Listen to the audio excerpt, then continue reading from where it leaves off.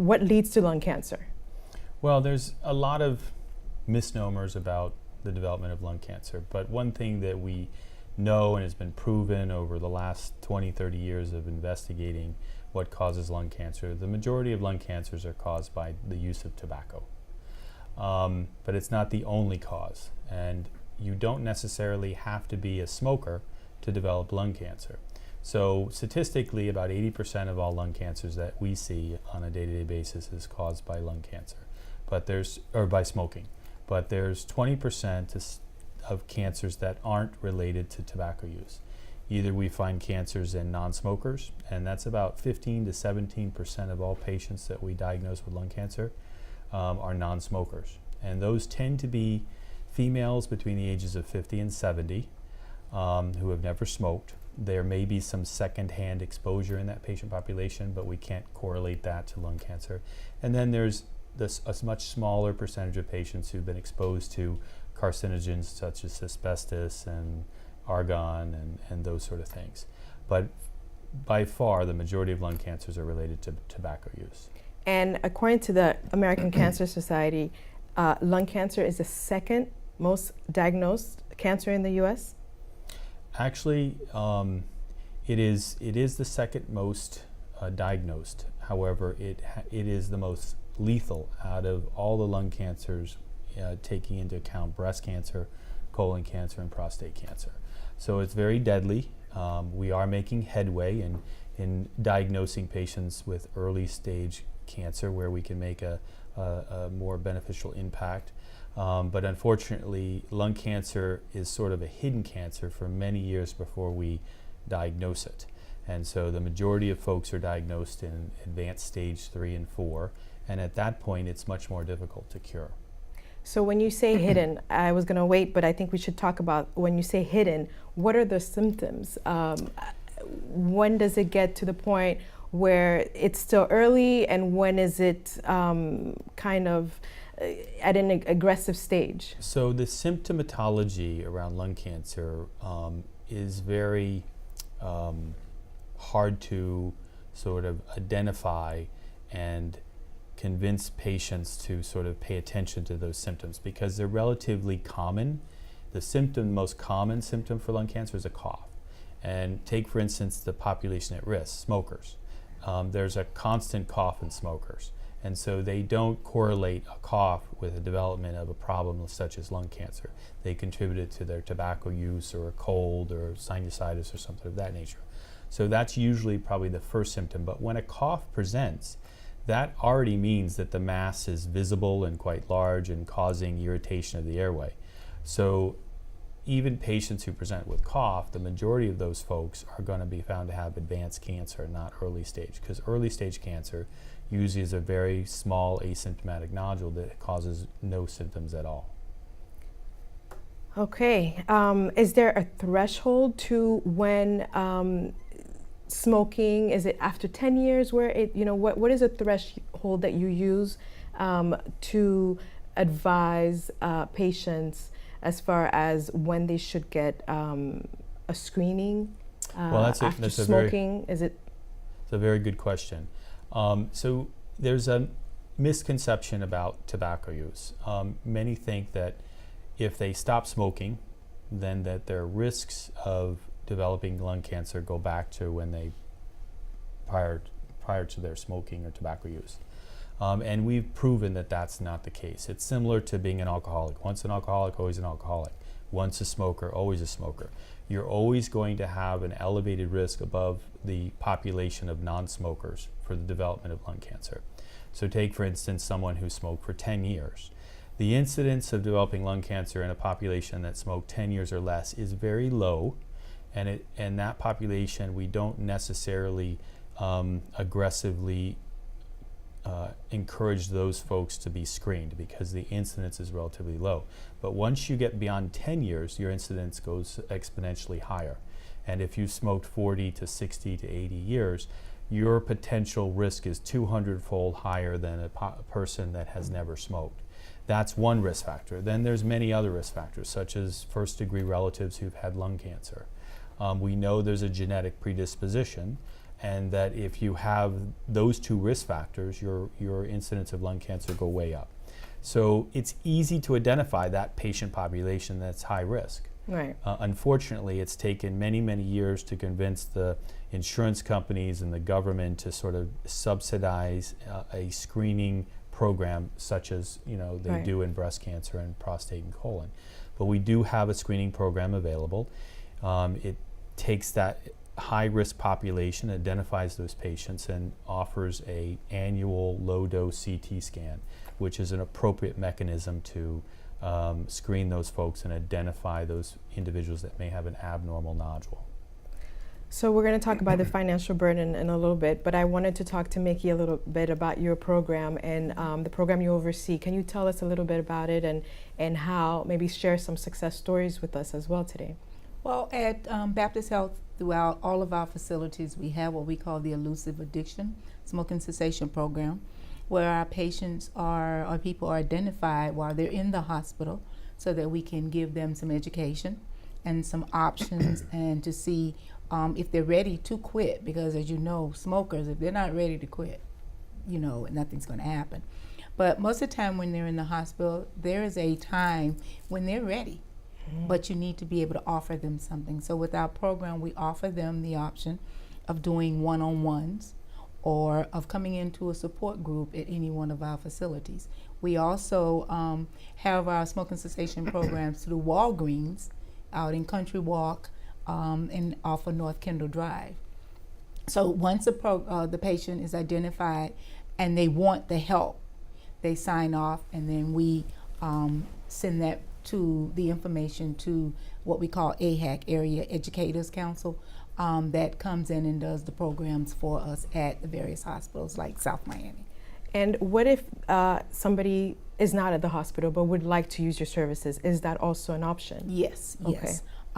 There's a 1-800 number that they can call. Okay. And what it would do is identify their zip code. Okay. And place them in a program that is closest to them. Okay, great. But they can also do one-on-one. They can also do online Okay. smoking programs, which is also linked to the 1-800 tobacco, Florida Tobacco. Okay.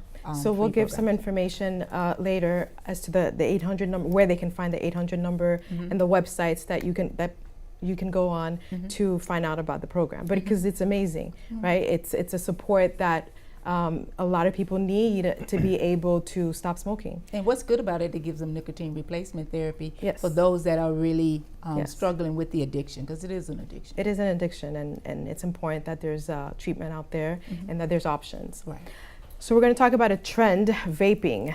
We see a lot of vaping in social media. We see vaping in movies, and we see vaping, adolescents smoking a little bit more than they did using vaping. What is vaping? What are e-cigarettes? Is it the same? Is it the same substance? Educate us. Well, vaping, yes, is a new trend. It's been around probably about a little bit more than 5 years. And there's positive and negatives to vaping. Initially vaping was developed as sort of a mechanism to provide a safer form of nicotine to people who smoke. And there's some positive attributes with respect to vaping. If you're a smoker and you're using traditional tobacco has 7,000 known carcinogens and co-carcinogens that, if given in high enough doses to animals, they cause cancer. And smokers take that in and day out.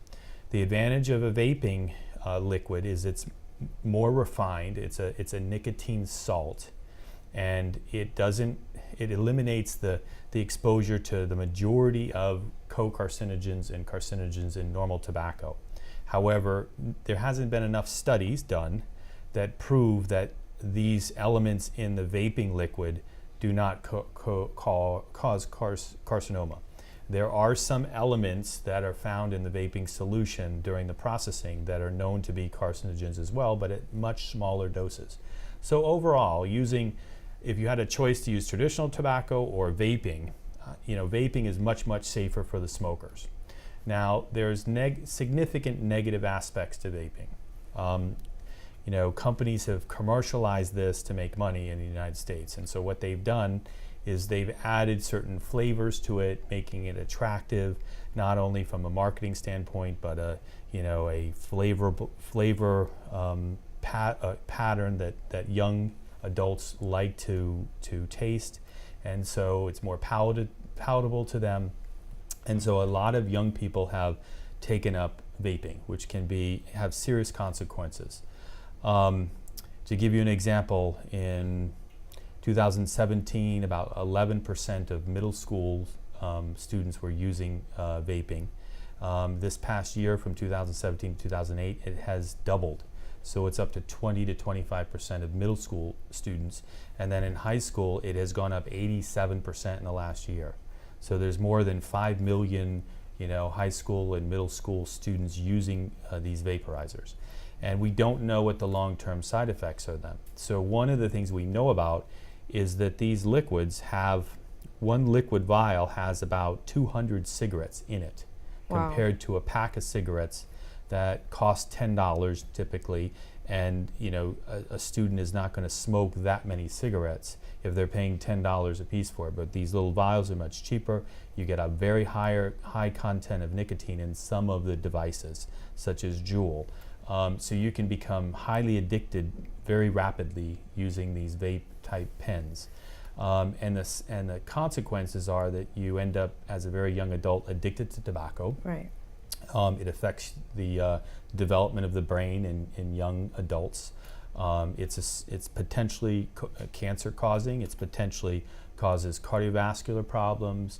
It can cause popcorn lung, which is kind of like a bronchiolitis obliterans type pneumonia, causing damage to the lungs. So there's a number of different things that the vaping devices and the liquid have been linked to that hasn't been studied. Right. So the FDA just now has become aware of these problems and are putting regulations on these companies to try to stop them from marketing to young people and handling it much more like an addictive substance like alcohol and so forth.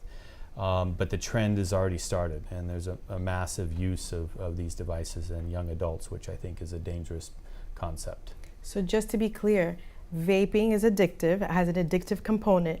Absolutely. Nicotine. Mm-hmm. That will lead to years of smoking. Correct. Which will lead to lung cancer.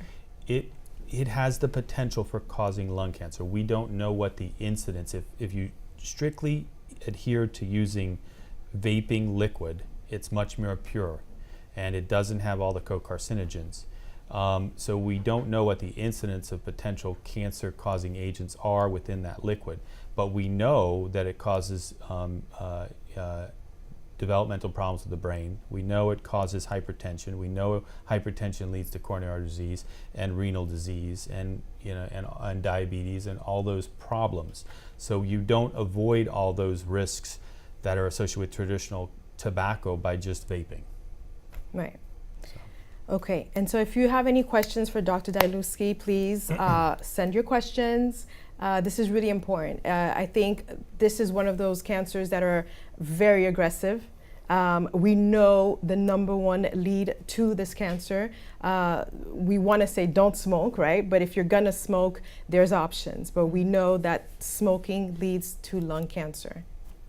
Mikki, tell us a little bit about some stories, some success stories that you have experienced in your program that you can share with us so that people at home can be encouraged. Mm-hmm. If they want to stop smoking, they don't know where to start. Mm-hmm. Can you tell us some stories, some success stories that have created significant changes in people's lives? Well, as a matter of fact, I was talking to a young lady on my way here who had been in one of my smoking cessation programs a few years ago, and every time I see her, she is just so happy. She keeps saying, "Mikki, you saved my life because you helped me to get off cigarettes that I had been really, really addicted to." And she continues now she's a volunteer at the hospital, and she's working, and plus she's been diagnosed with COPD, which is one of the non-cancerous types of diagnoses that can occur also with smoking cigarettes. But to be able to just quit, she's still alive. It's wonderful. Okay, and yeah. she exercises, and she's completed some of her goals that she wanted for her life by not having to smoke. And do you talk about nutrition to your patients? Yes, because one of the problems you have when you're trying to quit is you're giving up sometimes one addiction and you pick up another one, and one of the other ones is eating. You know, is overeating, and again, it's how to handle that. It's how to handle that. So you offer different ways for them to compensate. Yeah, positive of exchanges. Okay, from one addiction to the other. Yes. Okay, wonderful. It's a behavior pattern that we see with it too, because if you've been putting cigarettes in your mouth for so long, this hand is just not going to stop. Yeah. Yes. So it's just trying to look at other options, other ways, and other things that you can use to help you stay smoke-free. And how important is family support here? Very, very important. Because if you quit and you still have a spouse or someone in the home that is still smoking, just to smell it is going to trigger your desire to want to smoke. And then there's the effect of secondhand smoking. So can we talk a little bit about secondhand smoke? Is that a risk? It's a real risk. We don't have enough science to quantify what that potential risk is, but we screen patients when we see them in our clinic with regards to their secondhand exposure, because many smokers have had parents who are smokers, and if they've smoked for 40 years and they've received secondhand exposure their entire childhood growing up with their parents, it adds to that potential risk. We also identify a lot of family members that come in with their mom and their dad that are being evaluated for lung cancer that have had exposure. And if you've had a mom or dad in your family that have had lung cancer and you were exposed as a young child to secondhand smoke, that puts you at risk. And they don't meet the traditional screening criteria for a lung screening that your insurance company or the Medicare will pay for. But I usually encourage young adults who've been with their parents and exposed to secondhand smoke to participate in our lung screening program outside the traditional screening criteria. Baptist offers a low-cost screening CT scan for anybody that wishes to get one. If they have risk factors, they don't have to meet the exact criteria that their insurance company want them to meet to pay for it, but it's very inexpensive. I think the cost has been as low as $30 at times to have a screen. So if you're in your 30s and you had significant secondhand smoke and you've had 2 members in your family who've had lung cancer, it's probably advisable that you get at least a scan once, and if it's normal, then maybe once every 5 years going forward. Okay, so that's really important to know that there's a screening for non-smokers available at Baptist. It is available. It takes the initiative of the patient to bring it up with their primary care and get the prescription and the referral to the screening program, and it can go from there. They'll have to come out of pocket with a small amount of money, but it can be done through the Baptist program. Okay, so if you're a smoker, there's screening obviously available, and you recommend going to get a screening after, you want to say it again? So the criteria is age greater than 55 or less than 80, smoking more than 10 years, and also haven't quit within a 10-year period of time. So those are the screening criteria that the insurance company wants the doctors to meet in order for them to afford to pay for it. And those are relatively new. They may expand that population of patients as more information comes in. But one of the advantages of screening is that we know that catching lung cancer at its earliest stages have a greater survival. And to give you some idea, if you're an asymptomatic patient who has been found to have a nodule and undergo surgery, your chance of survival is about 92% cure. If you compare that to somebody who has a CT scan when they have a cough and is found to have an early stage 1A lung cancer and we operate on it, the survival predicted through the literature would be somewhere between about 75 to 85% survival. So being one of those individuals that are caught early before symptoms does improve your likelihood of cure. It also reduces the overall cost to the healthcare system as a whole. Because as I alluded to earlier, the majority of people present in late stage cancers. And the way we can't often cure patients with late stage cancer, so we give them all kinds of chemotherapy, radiation, long protracted stays in the hospital because of complications related to tumors that are growing out of control. And we expend a lot of expense on those patients. And the expense to treat someone with early stage cancer is much less. Right. They don't have to get chemotherapy, they don't have to get radiation, they go about, become a productive individual again in society. And so it's much more cost effective to identify patients early rather than wait till they have symptoms in advanced stages. So when it comes to lung cancer, early detection is important. Screening Absolutely. is available at the Baptist. Absolutely. There's programs if you want to stop smoking that is available. So the information is there. There's ways to stop lung cancer, really. You know. There's ways to identify. It, and I mean, if you take, for instance, you compare it to breast cancer, you really can't identify patients who are at high risk for breast cancer, because every woman is at risk for breast cancer. Most women who have breast cancer don't have a family member who's ever had breast cancer, and there's very few identifiable risks for breast cancer. With lung cancer, it's easy to spot the people who are at high risk. They're puffing out smoke on a day-to-day basis. The problem is that society as a whole have use the argument that they're responsible for their cancer because they're smoking. They're not smart enough to stop smoking. They're not willing to get screening, and that's why society has, for the longest period of time, rejected the willingness to start screening these patients and trying to identify cancers early and treat them. And we've sort of tried to change that dynamic in the last decade or so through the literature, and proving that screening is more cost effective and better for the patients. But any smoker is smart enough to realize that they're putting themselves at risk.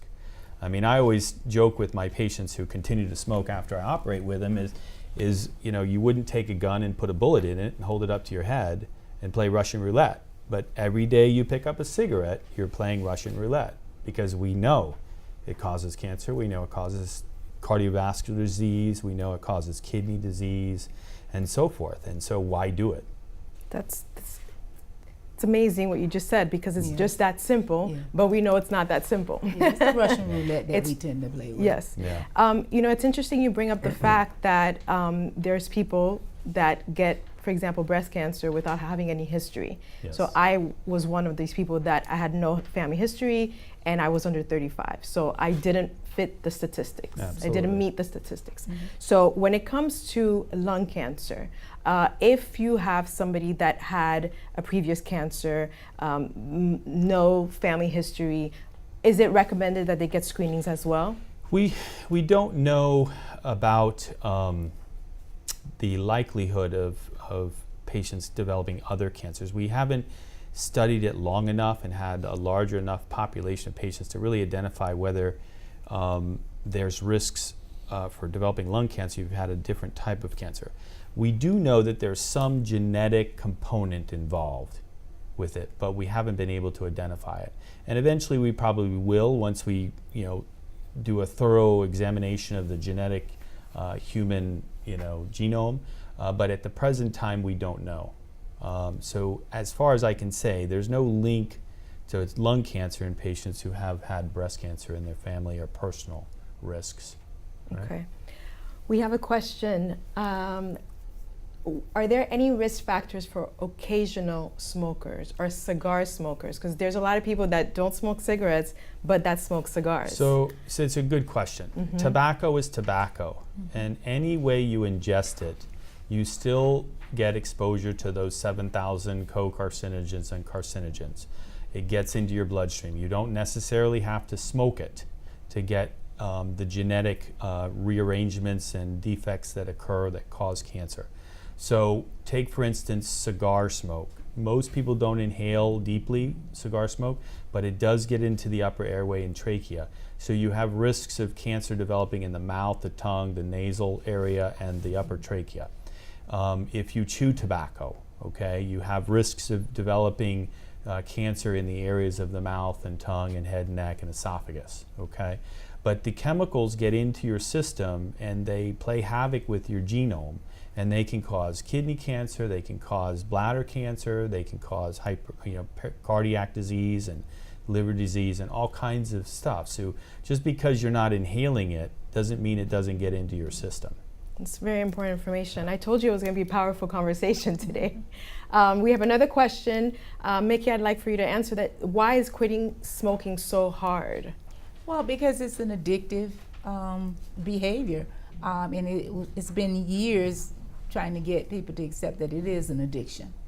And it's a behavior, and it's the reason why we smoke, due to stress, due to the things that we're going through in life. And so it's just different factors that contribute to the fact that I started, and the relapse rate. Talk to us a little bit about that. Well, when you smoke, because of the addictive behavior pattern, you stop, but your tendency to be triggered by reasons why you are smoking can always be there. Okay, like you get a death in the family. I quit 5 years ago, something tragic happened, and I go back to it. So the relapse rate is there, and we try to talk to people about that when we have them in our support So they're sessions. prepared for that. Yes. So they're prepared mentally that if there's a life-changing situation, how to deal with that. How to deal with it. It's wonderful. Rather than going back and just picking up that cigarette. Right. That's wonderful. We have another question. I've tried to quit smoking before and it didn't work. What can I do differently to quit for good this time? Mikki, you want to answer that? I mean, it depends. We have nicotine replacement therapy now that can assist us in trying to get off cigarettes and to stay smoke-free.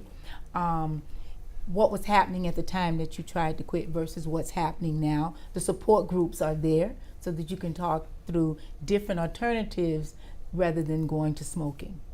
So it depends on what was happening at the time you tried to quit before versus now you're trying to quit. We got more alternatives now rather than going back to I'm sure that as the years go by, new ideas come out. It's getting better. So that's great. Yeah. Doctor, we touched a little bit about the treatment. Is there anything we missed as far as treatment between somebody that gets diagnosed in stage 1 versus somebody that gets diagnosed stage 4? Is there different treatment? Is it all the same? Well, that's a good question. So the treatment varies between surgery, chemotherapy, and radiation. And some patients qualify for all 3, some patients qualify for 2, and some patients qualify for just surgery.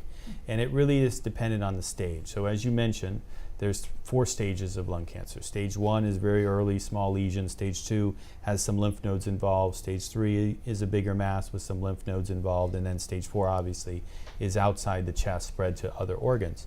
For the most part, to keep it simple, surgery is, patients who have stage 1 and 2, they qualify primarily for surgery. Okay. And then stage 2, they may get chemotherapy. Stage 3 and 4 qualify, actually stage 3 is a very complex group of patients, and it's the majority of patients that we see.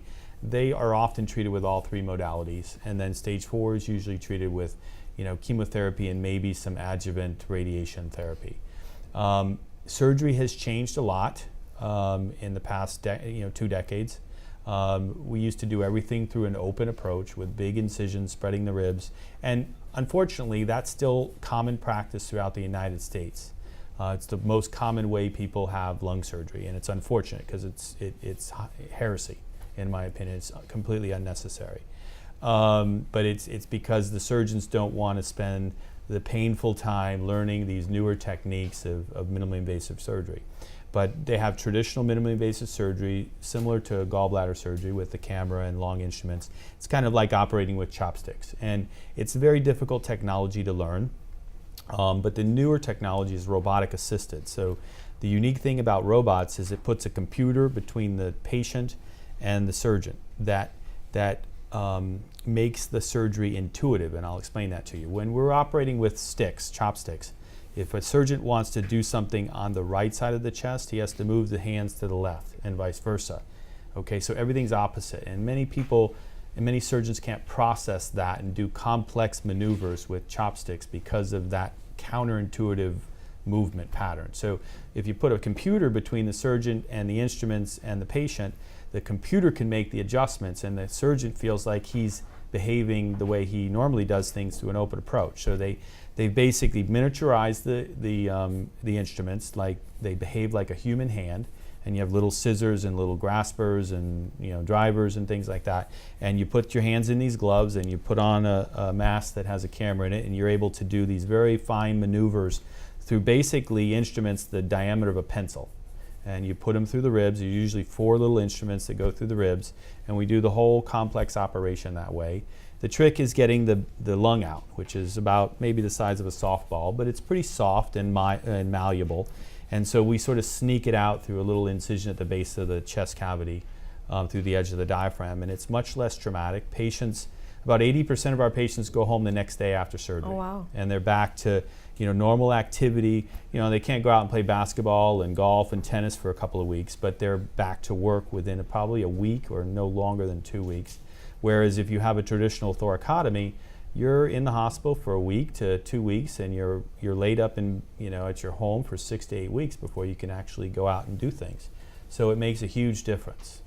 So we want to see more stage 1, stage 2 Correct. patients. So stop smoking, but if you do smoke, get early detection, get a scan, and then we have Mikki's programs that are helping to change the behavior.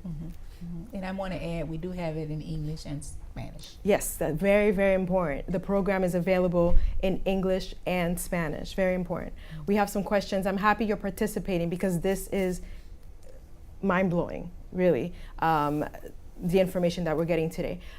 We have a question: can smoking cause other cancers? So that's a great question. As I indicated earlier, it has 7,000 co-carcinogens, known carcinogens. They get into your bloodstream, and they create havoc with your genetic framework. And so yes, they cause bladder cancer, they cause kidney cancer, they cause lung cancer, they cause esophageal cancer, they cause tongue cancer, pharyngeal cancer, skin cancer, and not to mention all the other medical problems that are associated with tobacco use. So it's probably one of the worst agents that society has created, or humans have created and manipulated for the sole purpose of making money. Wow. Okay, another question. Does smoking marijuana have the same risk effects? Let's talk about marijuana and then medical marijuana. That's a good question, very good question. There's a lot of misconception about marijuana use.